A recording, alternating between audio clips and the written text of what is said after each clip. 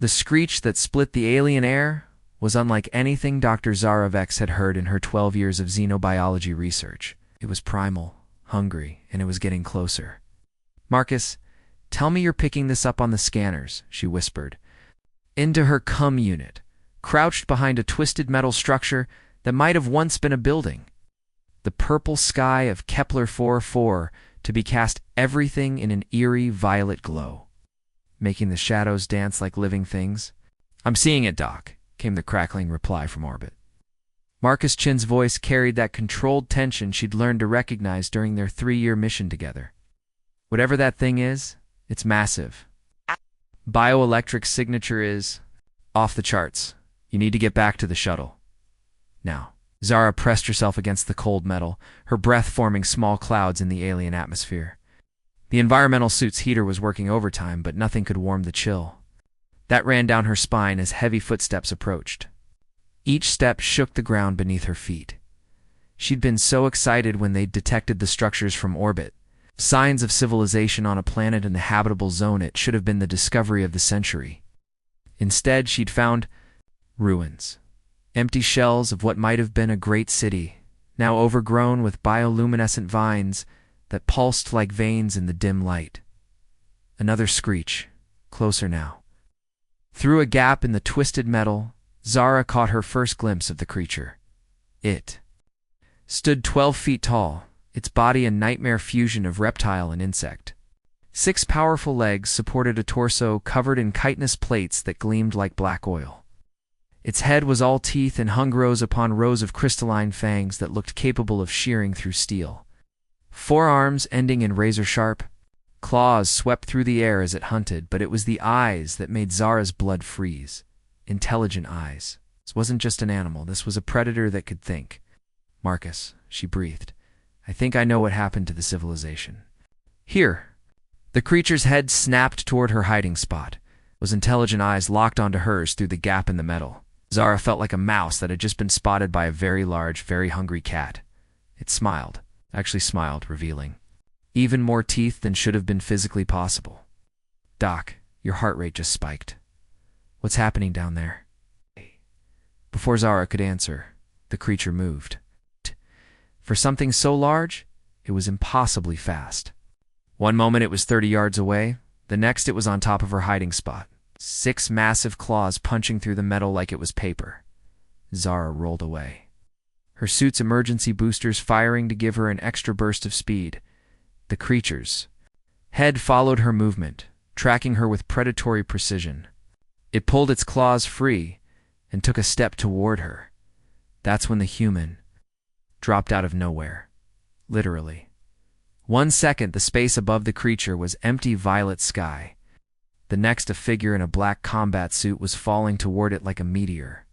The human, and it was definitely human. Zara could see that much landed on the creature's back with an impact that shook the ground. The creature spun, all 4 arms reaching back to grab its unexpected passenger.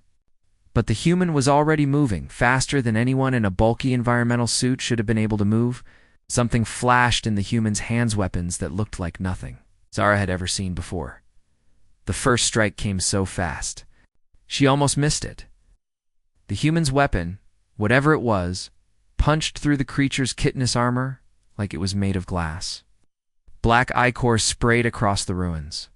The creature shrieked a sound of pain and rage that made Zara's teeth ache. It reached back with all 4 arms, claws the size of swords slashing through the air where the human had been. But the human wasn't there anymore. The figure moved like liquid lightning, flowing around the creature's attacks with an ease that defied physics. Each movement was precise, economical, deadly. The weapons in the human's hands, Zara could see now, they were some kind of energy. Blades carved through the creature's armor with surgical precision. "What the hell is that?" Marcus's voice crackled through the cum. "I'm seeing some kind of energy signature down there. It's not matching any known human tech." Zara couldn't answer. She was too busy watching a single human dismantle a 12-foot killing machine like it was made of paper. The creature, which moments before had seemed like an unstoppable force of nature, was now flailing desperately, black blood pouring from dozens of wounds. The The human moved with a grace that was almost artistic.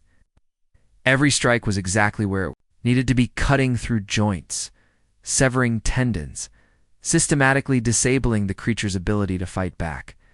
There was no wasted motion, no unnecessary brutality, just cold, calculating efficiency.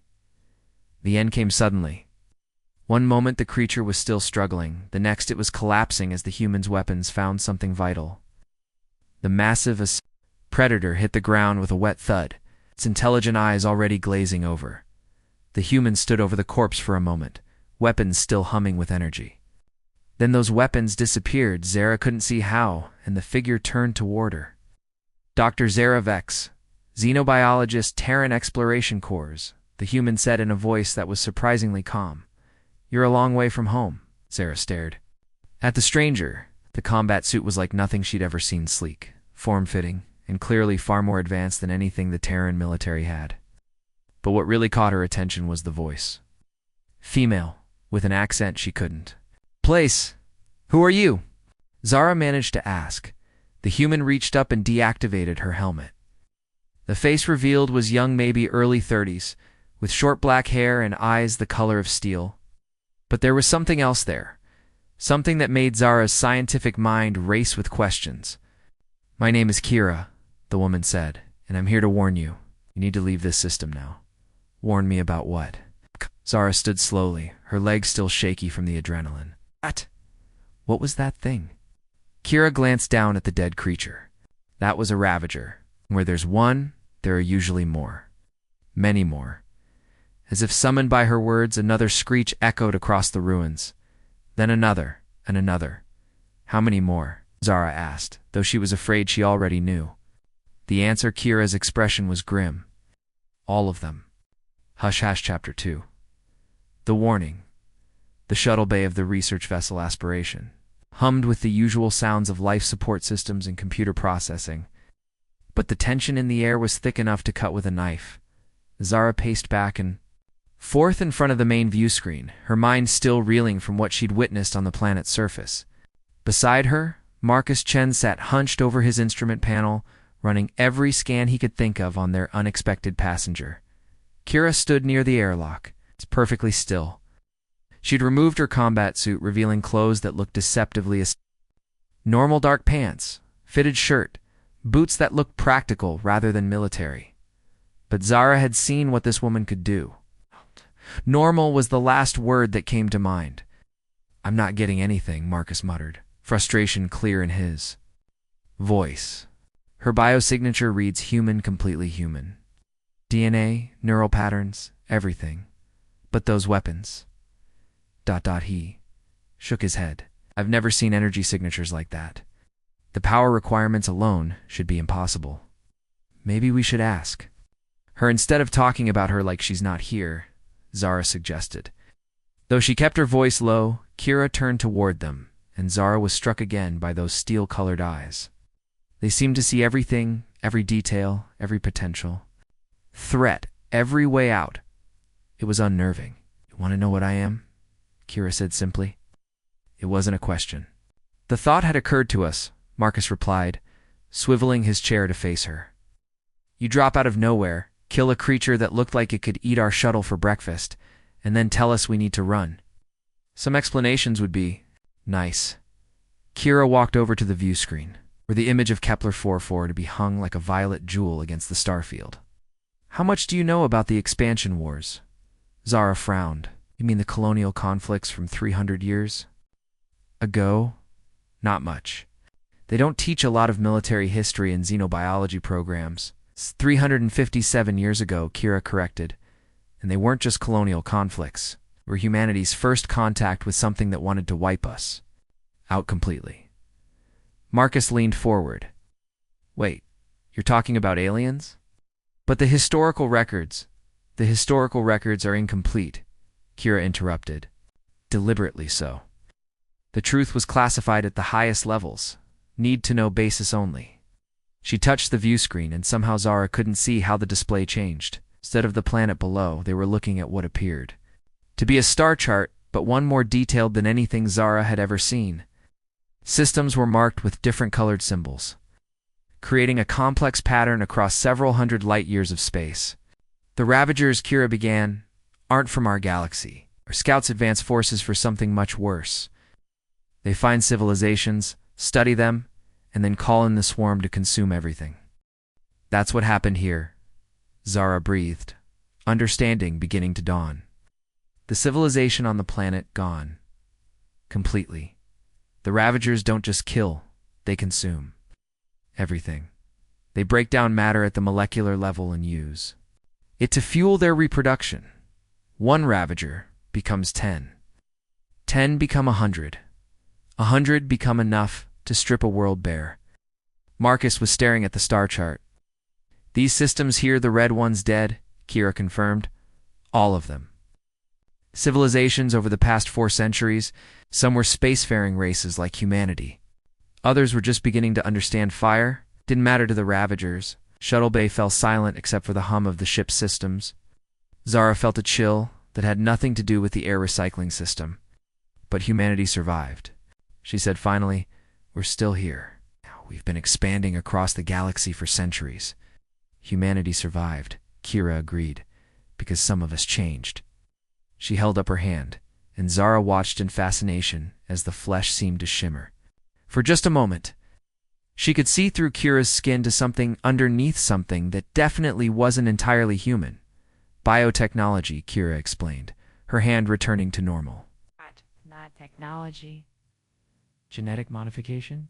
Not things that were considered science fiction when the Ravagers first arrived. We had to evolve, and we had to do it fast. Enhanced humans, Marcus whispered. I've heard rumors, but I thought they were just stories.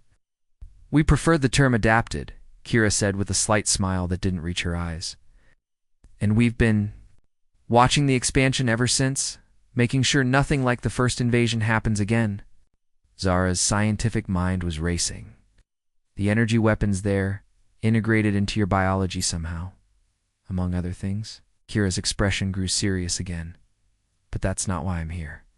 3 days ago, our sensors detected a signal from this system, a very specific kind of signal. She touched the view screen again, and the star chart was replaced by what looked like a waveform analysis. The pattern was complex, almost musical in its regularity. A beacon, Zara said. Someone or something was transmitting a signal. What? Just any signal, Kira corrected. A Ravager homing beacon. This system has been marked for harvesting. The implications hit Zara like a physical blow. How long do we have? Based on the beacon's strength and frequency, I estimate 2 standard days before the first wave arrives. Maybe 3 if we're lucky. First wave. Marcus's voice cracked. Slightly. A breeding swarm. Hundreds of Ravagers, each one capable of producing dozens more within hours of landfall. They'll consume everything on the planet and use the biomass to fuel geometric reproduction. Within a week, there could be tens of thousands of them. Zara sank into a chair, her legs suddenly feeling weak. And after they're done with the planet, they spread, system by system, world by world. The closest inhabited system to here is ... New Brisbane, Marcus finished, his face pale. Population 4 million. And from there, they'll keep going. New Brisbane, then Harmony Station, then the Marcus Belt colonies. Each world feeds the swarm, makes it stronger, faster, hungrier. The shuttle bay fell silent again. Zara stared at the view screen, where the peaceful image of Kepler-4 had returned. It looked so serene, so beautiful, it was hard to imagine that in 2 days, it would become the breeding ground for humanity's extinction. There has to be something we can do, she said finally. Some way to stop them. Kira was quiet for a long moment. When she spoke, her voice was carefully neutral. There is. But you're not going to like it. Before anyone could ask what she meant, alarms began blaring throughout the ship. Red warning lights flashed in the shuttle bay as Marcus spun back to his instruments. Contact, he announced, his training overriding his fear. Large object dropping out of hyperspace at the edge of the system. The view screen changed to show the new arrival. It was a ship, but unlike anything in the Terran fleet. Sleek, organic-looking, with surfaces that seemed to shift and flow like living tissue. It was also massive, easily 10 times the size of the aspiration. Ravager command ship, Kira identified. Their early command ship? Zara stood up, new fear coursing through her. I thought you said the first wave wouldn't arrive for 2 days. I was wrong. Kira's hand was already shifting, her skin taking on that strange shimmer again. They must have had advanced scouts already in the system. The beacon was stronger than I calculated. Marcus was working frantically at his controls. Should I signal? The fleet? Alert Earth's command? No time, Kira said grimly. By the time any help arrives, the swarm will already be established. There's only one option left. She turned to face them both, and Zara saw something in those steel-colored eyes that made her stomach clench. We have to destroy the beacon before the swarm can lock onto it. If we can do that, they might pass this system by. Move on to look for easier prey. The beacon's on the planet, Marcus said. In the middle of Ravager territory, I know. That's suicide, Zara protested. You saw what just one of those things could do? There must be dozens down there now. Kira was already moving toward the airlock where her combat suit waited. Actually, there are 47. I counted them on the way up. 47. Marcus's voice was barely a whisper. And that's just the ones I could see. Yeah. Kira began suiting up with efficient, practiced movements. But I don't have a choice. Neither do you. Neither does anyone in this part of the galaxy. She paused in her preparations and looked back at them. The beacon is in the ruins of what used to be the planetary capital. It's heavily defended, and I'll need precise coordinates to find it in time. That means I'll need a xenobiologist who knows how to read alien technology. It took Zara a moment to realize what Kira was suggesting. You want me to come with you? I need you to come with me. Absolutely not, Marcus interrupted. This is insane. You're a scientist, not a soldier. You'll be killed in the first 5 minutes. He's right, Zara said, though part of her was already calculating the possibilities. I've never been in a combat situation. I just slow you down. Kira finished sealing her suit and activated her helmet. Her voice came through the CUM system. Now, distorted, but clear. Dr. Vex, in the past hour, you've shown more courage than most soldiers I've known. You stayed calm under pressure. You asked the right questions. And you're the only person within 3 systems who might be able to identify alien technology under fire. She moved to the shuttle bay controls. The choice is yours. Come with me, and maybe save billions of lives, or stay here and watch the galaxy burn. The airlock began cycling. Through the transparent aluminum portal, Zara could see the ominous bulk of the Ravager command ship already growing larger as it accelerated toward the planet. 2 minutes to launch, Kira announced. Decide now? Zara looked at Marcus, who was shaking his head emphatically. Then she looked at the view screen, where the beautiful violet world hung in space. Unaware that it was about to become ground zero for the end of everything, she thought about New Brisbane. 4 million people going about their daily lives, completely unaware that death was coming for them at faster-than-light speeds. Marcus, she said quietly, get ready to take the ship to a safe distance. Zara, no, if we don't come back. Someone needs to warn the fleet. She was already moving toward the equipment lockers, pulling out her field gear. And if we do come back, we'll need immediate extraction. She grabbed an emergency suit and began putting it on with hands that were steadier than she felt. Besides, she added with a smile that was mostly bravado, when am I ever going to get another chance to study alien technology this advanced? Marcus stared at her for a moment, then sighed. You're both completely insane. Probably, Zara agreed, sealing her helmet. But it beats the alternative. # Chapter 3. Into the Nest. The descent to Kepler 4 for 2Bs. A surface felt like falling into hell.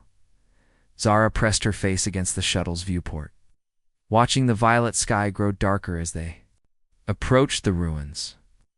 From orbit, the alien city had looked ancient but peaceful. Up close, it was clear that something terrible had happened here. The buildings, what was left of them, were covered in a substance that looked disturbingly organic. It pulsed with a faint bioluminescence, creating networks of veins that connected structure to structure across the entire city. And moving through those veins, barely visible from this height, were shapes that made Zara's stomach clench. Biomass conversion web, Kira explained, her voice calm despite what they were flying toward. The Ravagers use it to break down organic matter and redistribute resources. Think of it as a digestive system the size of a city. How long has this been going on? Zara asked, though she wasn't sure she wanted to know the answer. Based on the web's development, I'd estimate 6 months, maybe 7. Zara stared at the pulsing network below them, an entire civilization reduced to nutrients. In an alien digestive tract. How many people lived here? The ruins suggest a population of approximately 50 million. The number hit Zara like a physical blow. 50 million sentient beings completely erased. No wonder the beacon signal had been so strong. This much biomass would fuel a swarm, large enough to consume entire systems. There, Kira pointed toward what looked like the center of the city. Structure rose above the others, its spires still mostly intact. Unlike the other buildings, this one wasn't covered in the pulsing web. Instead, it gleamed with its own light, a beacon in the most literal sense. That's where the signal is coming from, Zara observed. Former Planetary Communications Center, Kira confirmed. The Ravagers always set up their beacons in whatever facility has the strongest transmission capabilities. As they flew closer, Zara could see that the central structure was heavily defended. Dozens of Ravagers moved in precise patterns around its base, their crystalline teeth glinting in the alien light. These weren't like the creatures she'd seen before. These were larger, more heavily armored, with additional limbs that looked purpose-built for combat. Warrior strain, Kira identified. Bred specifically for defense. They're faster, stronger, and a lot smarter than the scouts you encountered. Wonderful, Zara muttered. How exactly are we supposed to get past them? Very carefully. The shuttle touched down in what had once been a park about 2 kilometers from the central structure. Twisted metal sculptures, probably once beautiful works of art, now served as cover from prying eyes. The pulsing web hadn't reached this area yet, though Zara could see tendrils of it creeping closer through the ruins. They made their way through the alien city in silence, moving from cover to cover with Kira leading the way. The enhanced human moved like a ghost, her steps making no sound, despite the debris scattered everywhere. Zara tried to match her stealth but felt hopelessly clumsy by comparison. Every few minutes, they would pause while Kira scanned ahead. Her eyes seemed to shimmer when she did this, and Zara realized she was seeing beyond normal human visual range, probably infrared and ultraviolet, at minimum. Enhanced sensory package, Kira confirmed when Zara asked about it.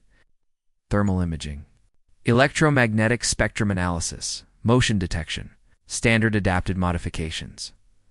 How many of you are there? Zara whispered as they crouched behind a collapsed wall. Adapted humans, I mean? Classified? Yes. Kira's tone suggested the subject wasn't. Open for discussion, they reached the perimeter of the central structure's defensive zone after an hour of careful movement. From their hiding spot in what might have been a shop or restaurant, Zara could see the Ravager warriors patrolling in complex patterns. There were at least 30 of them visible, with probably more out of sight.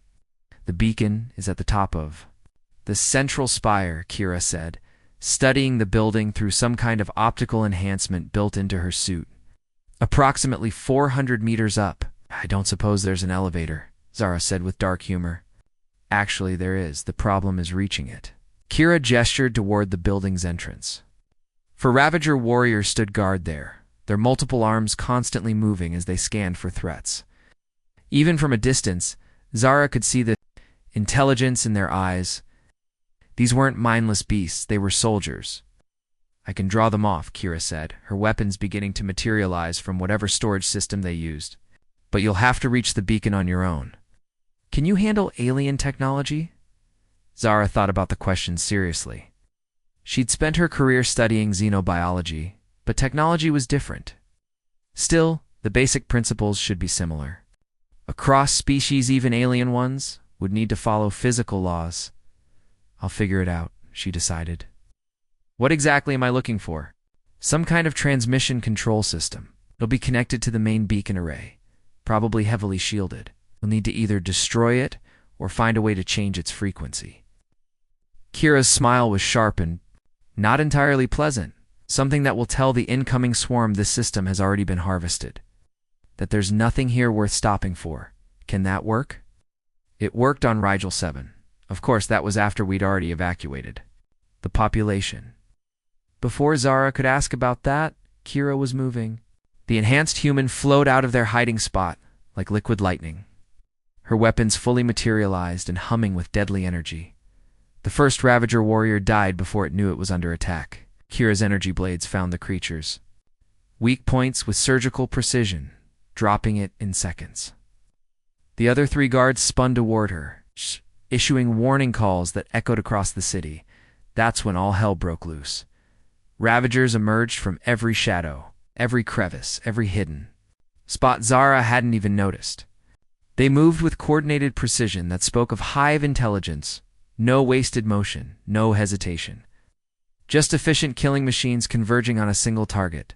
But Kira was ready for them. She moved through the approaching swarm like a dancer, each step perfectly placed, each strike exactly where it needed to be. Her weapons carved through chitinous armor with ease, spraying alien blood across the ruins. But for every Ravager she killed, 2 more seemed to take its place. Zara forced herself to move while the creatures were focused on Kira. She sprinted toward the building's entrance, her heart hammering in her chest. Behind her, she could hear the sounds of combat, the screech of dying Ravagers, the hum of energy weapons, the crash of falling debris. The building's interior was a maze of corridors and chambers that defied easy description. The architecture was beautiful but alien, with flowing curves and impossible angles that made Zara's eyes water. Luminescent panels provided light. Many had failed over the months since the city's fall. She found the elevator shaft tour. What she assumed was an elevator shaft near the center of the building. The car itself was gone, but there were handholds built into the walls. Alien handholds sized for beings with different proportions than humans, but usable. The climb was brutal. 400 meters straight up, with only her suit's limited power. Assistance to help. By the time she reached the top, her arms were screaming and her oxygen reserves were running low. The beacon chamber was a work of art. Crystalline. Formations covered every surface, each one pulsing with its own rhythm. In the center of the room stood a construct that was clearly the control system, organic curves merged with what looked like advanced electronics, creating something that was part machine, part living organism, and it was beautiful, even knowing what it represented. Zara couldn't help but admire the craftsmanship. This wasn't just technology, it was a masterpiece. She approached the control system carefully, her suit's sensors scanning for any defensive measures. The readings were confusing. The system seemed to be partially biological, partially technological, and partially something else entirely, something her instruments couldn't identify. "Okay, Zara," she muttered to herself. "You're a xenobiologist. Treat this like any other organism." She began mapping the system's structure, looking for patterns that made sense. They're what looked like a neural network, connecting the crystalline formations to the central control matrix. And their energy flows that resembled circulatory systems, pumping power through the entire network. The beacon signal itself originated from a cluster of crystals at the system's heart. They pulsed in perfect synchronization, sending out the call that would bring the swarm. Zara studied the pattern, trying to understand its structure. It was almost musical. Each pulse contained layers of information coordinates, resource estimates, threat assessments. The alien intelligence that built this had essentially created a song that meant, "Come here, the hunting is good." But if she could change the song, Zara began working with delicate precision, using her suit's tools to access the system's control pathways. It was like performing surgery on a living symphony, trying to change its tune without destroying its harmony. Below her, the sounds of combat continued. How long had Kira been fighting? How many Ravagers were down there? How long before they overwhelmed even an enhanced human's capabilities? "Come on," Zara whispered, sweat beading on her forehead despite her suit's cooling system. "Almost got it. The breakthrough came suddenly. She found the frequency modulator buried deep in the system's bioneural matrix, cluster of organisms that functioned like living radio crystals, their biological processes determining the signal's characteristics, but changing their function, meant essentially reprogramming them, and she had no idea if the process would kill them or if it would work at all. From below came a new sound, Kira's voice, raised in what might have been pain or anger. Time was running out. Zara made her choice. She activated her suit's biomanipulation tools and began the delicate process of rewriting alien DNA on the molecular level. It was like trying to edit a book while someone else was reading it. Allowed one wrong move, and the entire system could collapse. The organisms resisted at first, their alien biology rejecting her modifications, but gradually, carefully, she convinced them to accept the changes. The beacon's song began to shift, its harmonies becoming something new, instead of "come here." "The hunting is good," it now sang a different tune. "Already harvested, nothing left, move along."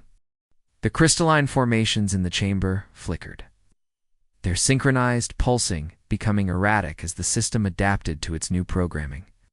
For a terrifying moment, Zara thought she'd killed it entirely. Then the crystals steadied, settling into a new rhythm that was subtly but significantly different from before she'd done it. The beacon was now broadcasting a warning instead of an invitation, but when she looked out the chamber's vast windows, her heart sank. The Ravager command ship was already entering the atmosphere, its organic hull glowing with entry heat. Even if the swarm received the modified signal, they were already committed to landing. And far below, the sounds of combat had stopped. "Kira?" She called into her comm system. "Kira, respond." Silence. Zara stared down at the city below, where dozens of Ravager warriors were beginning to move toward the central building. Toward her she was alone, 400 meters up in an alien structure, with no way down and no weapons except her suit's limited tools. The beacon was changed.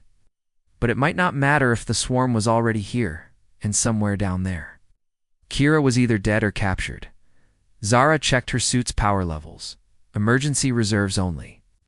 Maybe enough for an hour of life support. If she was careful, she looked around the beacon chamber one more time, studying the alien technology with the eye of a scientist, even in the face of death. There had to be something else she could do. Some other option. That's when she noticed the secondary control matrix buried in the chamber's far wall. It was smaller than the main beacon system, its crystals pulsing with a different rhythm entirely. She approached it carefully, her instruments trying to make sense of its purpose. The readings were ... strange. The system wasn't broadcasting a signal like the beacon. It was receiving one, a communication array.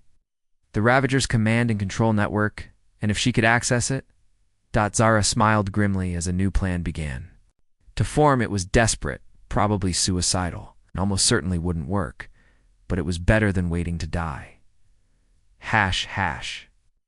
Chapter 4. The last gambit, the communication array's bioneural matrix, was even more complex than the beacon's. It's crystalline, structures pulsing with data flows that made Zara's head spin. But she'd spent her entire career learning to read alien biology. This was just biology with a technological twist. She worked quickly, her suit's instruments mapping the system's neural pathways, while her hands began the delicate process of interfacing with its control mechanisms. Outside, she could hear the Ravager warriors climbing the building's exterior. Their claws provided excellent grip on the flowing architecture. The first breakthrough came when she identified the system's sensory input clusters. The Ravagers weren't just receiving commands through this array, they were sharing sensory data. Everything each warrior saw, heard, and smelled was fed into a collective consciousness that coordinated their actions. A hive mind that explained their perfect coordination, their lack of individual self-preservation instincts.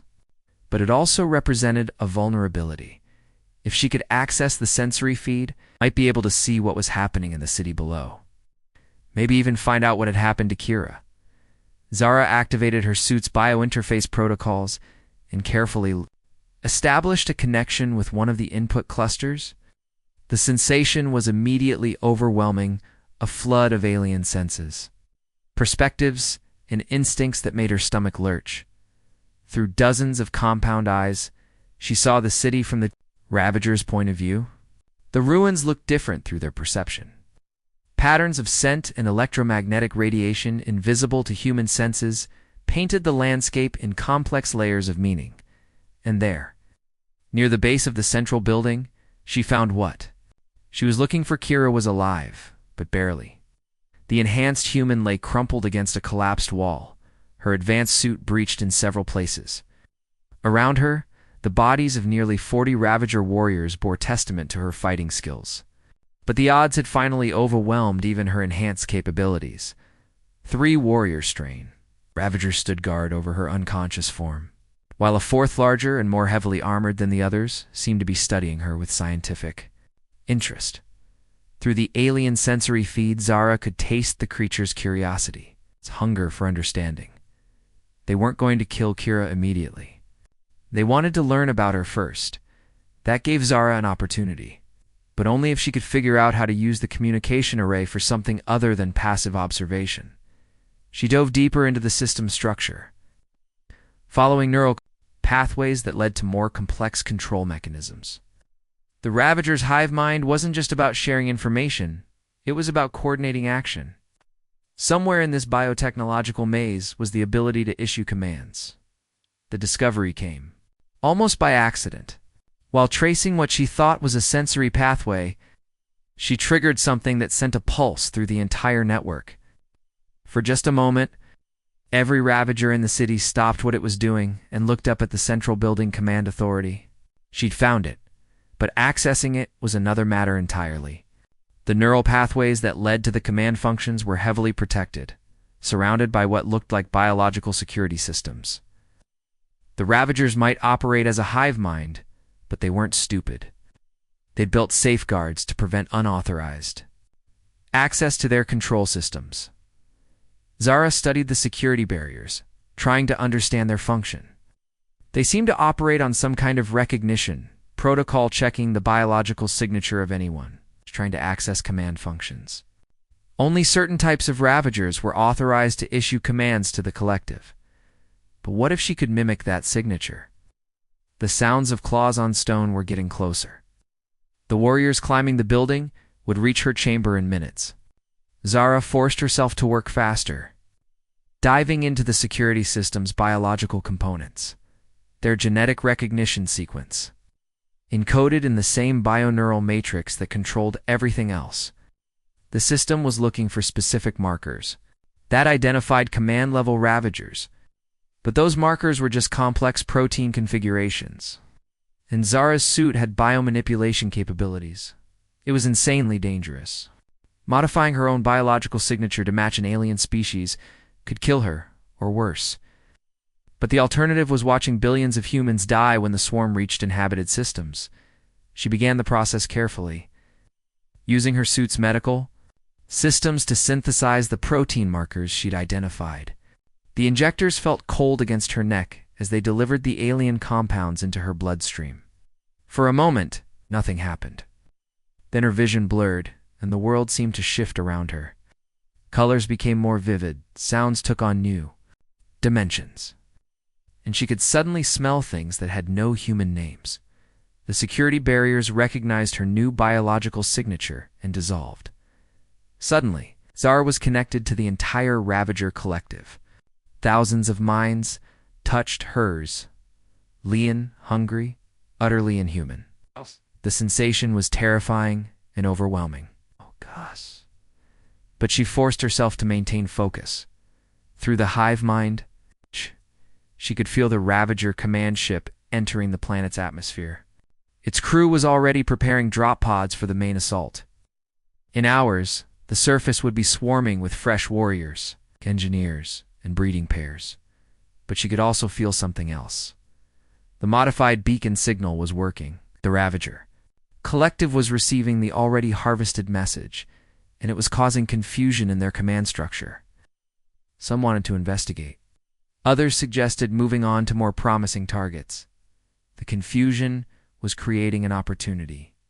Zara, reached deeper into the command system, feeling her way toward the functions that controlled individual warrior groups. The alien's thoughts pressed against Hurst's strange concepts and drives that made her head pound. But she pushed through the discomfort and found what she was looking for: movement commands, battle coordination, target prioritization, and most importantly, emergency protocols. She began issuing orders through the collective, using the command authority she'd stolen. The warriors guarding Kira suddenly received new priorities: investigate unusual readings in the city's eastern sector. The groups climbing toward her position were redirected to check for threats in the underground tunnel systems. Through the sensory feed, she watched as dozens of Ravager warriors abandoned their current tasks and moved to investigate phantom threats. Their coordination was perfect. They couldn't question orders that came through the hive mind, only obey them. But her success created a new problem. The command ship's crew was monitoring the surface operations, and they would notice the unusual deployment patterns soon. When they did, they'd investigate. And it wouldn't take them long to trace the rogue commands. Back to their source, she had minutes at most before they figured out what was happening. Zara used those minutes to create as much chaos as possible. She sent warrior groups racing toward empty sectors, dispatched engineering teams to locations that didn't exist, and ordered breeding pairs to evacuate to non-existent safe zones. The entire surface operation began falling apart as the Ravagers. Perfect coordination became a liability. Through it all, she monitored Kira's situation. The enhanced human was stirring, her advanced physiology already beginning to heal the damage from her fight. When she was fully conscious, she'd be able to escape the confused guards and reach safety, but Zara was running out of time. Biological modifications were becoming unstable. She could feel the alien proteins breaking down in her system, causing increasing pain and disorientation. Soon, she'd lose her connection to the hive mind entirely. That's when the command ship's crew finally traced the source of the chaos. Intruder in Central Command Node, the message blazed through the collective with such force that Zara screamed, "Terminate immediately." Every Ravager on the planet suddenly knew exactly where she was and what she'd done. They also knew she was alone. 400 meters up in a building with no way down, they began converging on the central structure from every direction. But Zara had one last card to play. Deep in the command system's emergency protocols, she'd found something interesting: a function designed to deal with catastrophic contamination events. If the Ravagers encountered something that threatened their biological integrity, they could trigger a complete evacuation sequence. The problem was that activating it required the highest level of command authority. Not just warrior-level access, but the kind of clearance reserved for the creatures that ran entire harvesting operations. Zara dove deeper into the system than she'd ever gone before, following neural pathways that led to the very core of the Ravager command structure. The alien thoughts around her became more intense, more alien, until she could barely remember what it felt like to be human. There, the Central Command Node. But accessing it meant essentially merging her consciousness with the collective at the deepest level. She might not survive the experience. She might not even remain human if she did. The first warriors burst into the beacon chamber just as Zara made her choice. She plunged her consciousness into the Central Command Node, feeling her human identity scatter like leaves in a hurricane. For a terrifying instant, she was part of the collective entirely, a single mind among thousands, driven by hunger and the need to consume. But in that moment of complete integration, she had access to everything. She activated the contamination protocol with a thought that reverberated through every Ravager mind on the planet. Warning klaxons began blaring in the command ship. Emergency lights bathed the city in red as the evacuation sequence initiated. Biological contamination detected. The message burned through the collective. Category 12 pathogen. Initiate. Immediate evacuation. Sterilize landing zone. The effect was immediate and devastating. Every Ravager on the surface received the same overwhelming compulsion escape. the contaminated area immediately. They abandoned their posts, their prisoners, their carefully laid plans, and raced for the extraction points with single-minded determination through the sensory feed. Zara watched as the warriors surrounding Kira suddenly turned and sprinted away, their hive mind convinced that staying on the planet meant certain death. The enhanced human looked around in confusion for a moment, then began making her way toward the central building. The command ship's crew was in chaos. Their surface operation had collapsed completely. Their warriors were fleeing in panic, and their sensors were detecting contamination readings that didn't match any known pathogen. Standard protocol demanded they withdraw immediately and report to higher command. But the protocol also demanded they sterilize the landing zone first. Zara felt the command. Ship's weapons charging up through the collective's shared senses. Minutes, the entire city would be reduced to glowing slag, including the central building. Oh, yeah, me. Including her. She tried to extract her consciousness from the command node, but the integration was too deep. Her human thoughts were scattered through thousands of alien minds, and she couldn't gather them back together. She was dissolving into the collective, losing herself piece by piece. That's when she felt something else touch the network. Another human mind, but one that was different, enhanced. Adapted Kira had reached the communication array and somehow connected to the system. Her consciousness blazed through the collective like fire, alien modifications allowing her to interface directly. With the Ravager technology, hold on, Kira's voice echoed through the network. I'm getting you out of there. Together, they fought their way back through the command system's neural pathways. Kira's enhanced capabilities providing the strength Zara needed to reassemble her scattered consciousness. It was like trying to collect water with a net, but gradually, piece by piece, they gathered her human identity back together. They made it to safety, just as the sterilization barrage began. The command ship's weapons lit up the violet sky, turning the ruins below into a field of molten glass. The beacon tower held for almost 30 seconds before the sustained bombardment finally brought it down. If they'd been 10 seconds slower getting out of the communication array, but they were alive, they were human, and the immediate threat was over. The Ravager command ship completed its sterilization run and began withdrawing to a safe distance. The modified beacon signal, combined with the apparent contamination event, had convinced them this system was too dangerous to harvest. They would report back to their superiors and move on to easier targets. Zara and Kira made their way through the cooling ruins toward the extraction point where Marcus waited with the shuttle. Neither spoke much during the journey. They were both exhausted, and the experience of touching an alien hive mind had left them shaken. But as they walked, Zara couldn't help feeling a sense of accomplishment. They'd done it, against impossible odds. With no backup and limited resources, they'd turned back a force that could have consumed the entire sector. The beacon signal, she said finally. How long will it keep them away? Unknown, Kira replied. Maybe years, maybe decades. Eventually, they'll investigate, discover the deception, and add this system to their target list again. But by then, hopefully we'll be ready for them. Kira gave her a look that was almost a smile. Hey, Dr. Vex, after what you did today, think there might be a place for you in the adapted program, if you're interested? Zara thought about it as they reached the shuttle, where Marcus was waiting with barely concealed relief. She thought about the sensation of touching thousands of alien minds, of wielding power beyond anything she'd ever imagined. About the other systems out there, the other worlds that would face the Ravager threat, and she thought about what it meant to be human in a galaxy full of things that wanted to destroy humanity entirely. I'm interested, she said. ## epilogue. New Horizons 6 months later.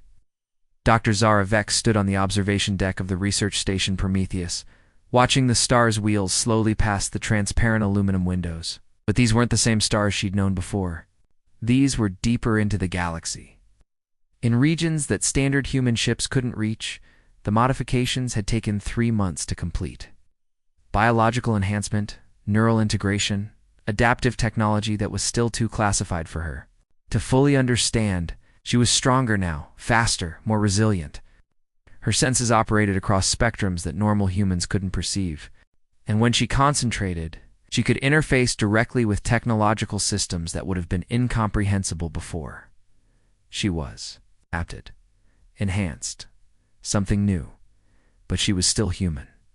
That had been the most important part of the process maintaining her core identity while gaining the capabilities needed to face threats like the Ravagers. Any regrets? Kira asked, joining her at the observation window. The other woman looked exactly the same as she had 6 months ago. But Zara could now perceive the subtle modifications that made her more than human-enhanced muscle density. Neural interface ports hidden beneath her skin, eyes that could see, in wavelengths across the electromagnetic spectrum. None, Zara replied honestly. Aboard the aspiration, still aboard the aspiration. Filing reports that would never mention the full truth of what had happened on Kepler 4-4 to be, he'd understood why she'd made her choice, even if he hadn't liked it. Good, because we have work to do. Kira gestured toward the star chart displayed on the wall screens. Dozens of systems were marked with different colored symbols, blue for safe, yellow for watch status, red for active threats. Ravager advanced forces operating in this sector alone, Kira continued. Each one looking for the next system to mark for harvesting. Each one representing a potential extinction event for any civilizations in their path. And we're going to stop them? We're going to try. It's what the adapted were created for, to stand between humanity and the things that want to destroy us. To make the choices that normal humans can't make. To pay the prices that normal humans can't pay. Zara studied the star chart, noting the patterns of Ravager movement, the systems at greatest risk. Somewhere out there, billions of sentient beings were going about their lives, completely unaware that their continued existence might depend on the actions of a few enhanced humans operating in the shadows. How many of us are there? She asked. Enough, Kira replied. Not as many as I'd like, but enough to make a difference. An alert chimed through the station's communication system. Another threat detected, another crisis that needed their attention. Zara felt a familiar surge of adrenaline, tempered now by enhanced physiology, that kept her calm and focused. Ready? Kira asked. Zara took one last look at the stars, thinking about the journey that had brought her here. A simple research mission had become something much more, a transformation that changed not just what she could do, but who she was.